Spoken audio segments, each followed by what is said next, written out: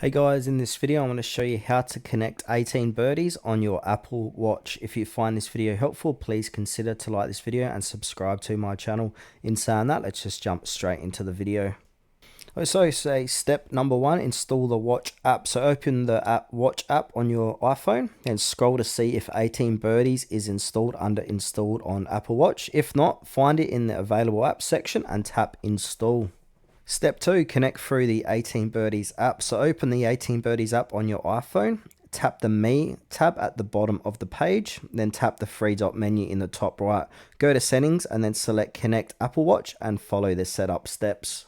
Then from here we want to go ahead and adjust your watch settings. So to ensure the best experience, enable background app refresh for 18Birdies, set screen wait time to at least 70 seconds, turn off power saving mode for workouts, and set return to clock to delay returning while on the course.